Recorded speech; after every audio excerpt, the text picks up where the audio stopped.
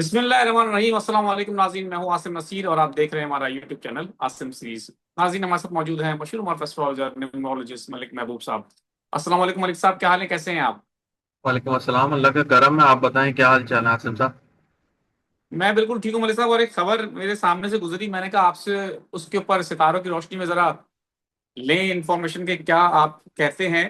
कहा जा रहा है कि तहरीक इंसाफ के काफी मामलात जो हैं वो आगे बढ़ चुके हैं, मामला पे बातचीत चल रही है और बहुत से मामलात भी जो हैं वो तय पा चुके हैं। ये मुज़ाकरात जो हैं वो अचकज़ई और बैरिस्टर गौहर ने किए हैं, जिनसे सलमान अकरम राजा और सोहेल आफरीदी भी आगाह हैं। तहरीक इंसाफ को कहा गया है कि सितंबर तक चुप रहे, इस निज़ाम को लपेट दिया जाएगा और उसके बाद इलेक्शन करवा दिया जाएगा, यानी कि सितंबर तक खामोश रहने को कहा गया है। आप भी ये कह चुके हैं कि हो सकता है कि कुछ आने वाले दिनों में कुछ आवाम जो है सड़कों पर आएगी और एकदम से निज़ाम जो है लपेटा जाएगा। मैंने जब आपसे बात की थी कि ये मौजूदा जो हुकूमत है इसकी तो पोजीशन काफ़ी मजबूत लग रही, तो आपने कहा था कि एकदम से कोई चीज़ चली जाएगी, पता भी नहीं चलेगा। तो आप क्या समझते हैं, जो ये खबर मेरी नज़रों के सामने से गुजरी, सितारों की रोशनी में आप क्या कहेंगे?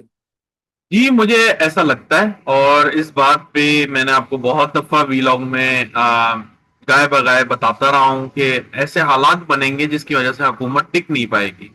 ये हालात स्पेशली एक्टिवेट हो चुके हैं, लेकिन आगे आने वाले दिनों में जैसे ही जून में जुपिटर ट्रांजिट करेगा कैंसर में, तो कैंसर जो है एरीज साइन का फोर्थ हाउस बनता है।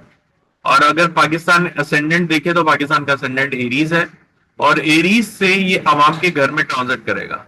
ये अवाम के घर में ट्रांजिट करेगा तो इसमें बहुत सारे प्लैनेट ऑलरेडी मौजूद हैं पहले से।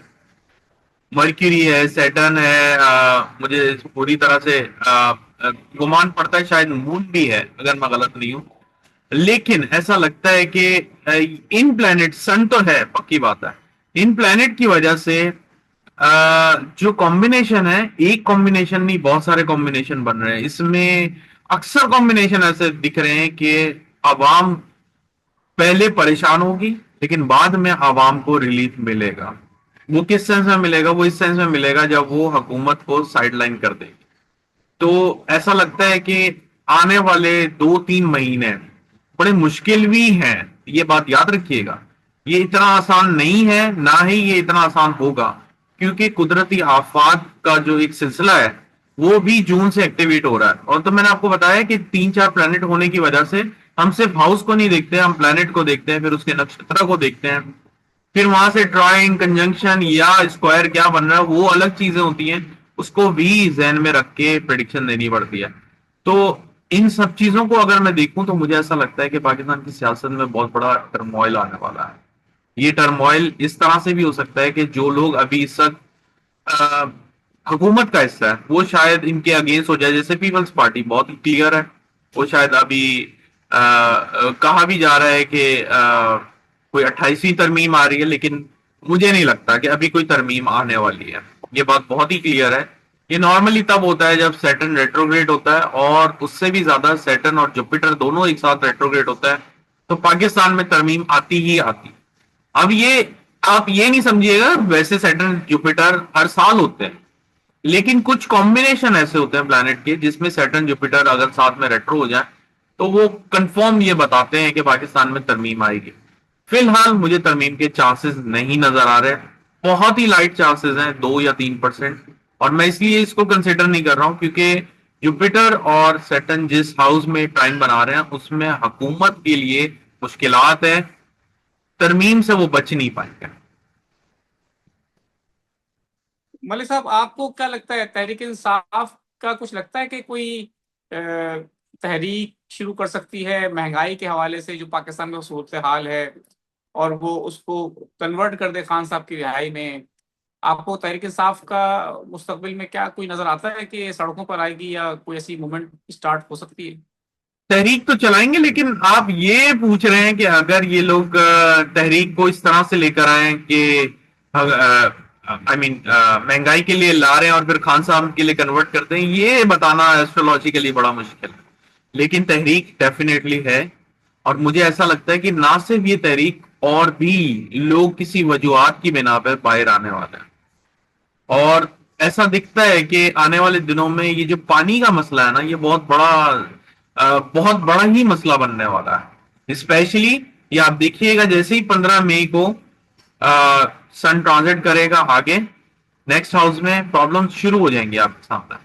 इस वक्त तो वो अपने हाउस में है, लेकिन गर्मी की शिद्दत भी बहुत ज्यादा बढ़ रही होगी इस वक्त। आजकल आपको महसूस हो रहा है, मुझे नहीं पता वहां पे गर्मियां, बल्कि पूरी दुनिया में गर्मियां जो है अपने पीक पर आ गई हैं अब।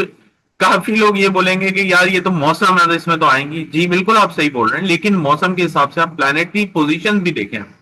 सन एरीज में होता है, अगर किसी भी साइचे में अगर सन एरीज में होता है, वो बंदा नॉर्मली बहुत ज्यादा गुस्से का तेज इगोइस्टिक टाइप का बंदा मिलेगा आपको। तो ये एक नेचर है सन की। और वो अपने ही हाउस में, मतलब वो बड़ा कंफर्टेबल है। वो अपने आप को ईगोइस्टिक बनाए, अपने आप को जोश में दिखाए, उसको कोई रोकने टोकने वाला नहीं है। यही वो उसके ऑपोजिट साइड पे चला जाए जहां पे वो डिप्लीटेड होता है, तो वहां पे सन जो है कहते हैं कि एक गरूब हो जाता है, जहां पे वो अपनी क्वालिटीज नहीं दिखाता। तो इसी तरह से आप समझिए इन चीजों को एस्ट्रोलॉजिकली।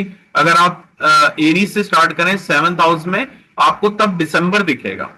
ये मजे की बात, मैं आपको बड़े इंपॉर्टेंट बात बता रहा हूं। एरीज अप्रैल में आता है और 7 महीने आगे ले जाए, सात सात 11 नवंबर में वो आपको गुरूब में दिखेगा। तो एस्ट्रोलॉजिकली ये चीजें कंफर्म करती हैं कि उस टाइम पे सूरज गुरूब हो जाता है, ठंडक ठंडक शुरू हो जाती है। तो ये चीजें जो हैं, अगर आप थोड़ी सी समझें, इसके अंदर डीप जाएं, आपको बड़ा महसूस होगा कि वाकई हर चीज के पीछे कैलकुलेशन का एक बहुत बड़ा रास्ता है। मतलब कैलकुलेशन बहुत चीजें एक्सप्लेन कर रही है। काफी लोग बोलते हैं ये गायब करना है, गायब का नहीं है ये। मैं समझा समझा के थक गया हूं, लेकिन फिर भी लोग अभी भी यही बोलते हैं। मैं आपको बार बार बताता हूं कि अगर आप मंथ बेस के ऊपर अपनी बर्थ डेट को कैलकुलेट कर रहे हैं, तो आप बहुत बड़ी गलती पे हैं। यहाँ एक दिन में 12 साइन बदलते हैं। हर 2.5 घंटे के बाद आपका असेंडेंट बदल जाता है। तो आप कैसे कह सकते हैं कि आप एरीज हैं, टॉरस हैं, जेमिनाई हैं? आप मंथ वाइज चलेंगे। मैं जिस एस्ट्रोलॉजी को फॉलो करता हूँ वैदिक एस्ट्रोलॉजी है। वैदिक एस्ट्रोलॉजी में पर मिनट के हिसाब से कैलकुलेशन होती बिल्कुल ठीक है मलिक साहब, मैं अब कुछ लोगों के सवालात ले लेता हूँ। कामरान अली हैं, कहते हैं कि कारोबार में काफी नुकसान हो गया है 12/3/1974। है। तो हो गया है तो वो क्या पूछ रहे हैं, बेहतरी कब आएगी? जी बेहतरी का पूछ रहे हैं कि काफी नुकसान कारोबार में उठा लिया है, बेहतरी के चांसेस कब तक है?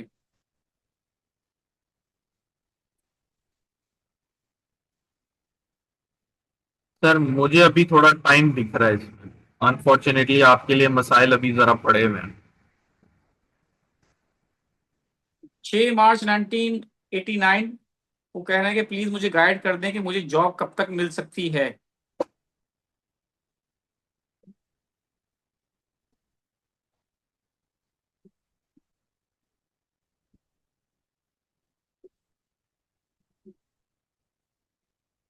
मेहनत करें, मेरे ख्याल से अभी टाइम थोड़ा सा जून के बाद आपका इम्प्रूव होगा।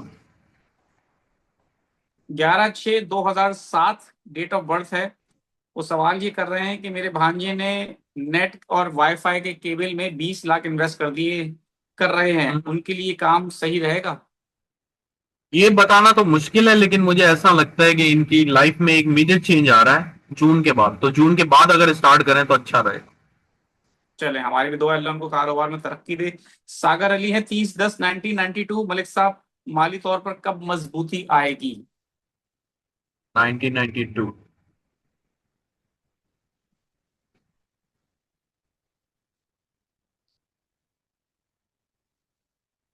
अंदाजन 2028-29 में ऐसे हालात बनेंगे जहां पे आप सोच सकते हैं कि बहुत बेहतरी हो गई है हालात में। मारिया रहमान है, घरेलू परेशानियां हैं, वो उसके हवाले से परेशान है काफी। 27/9/1984।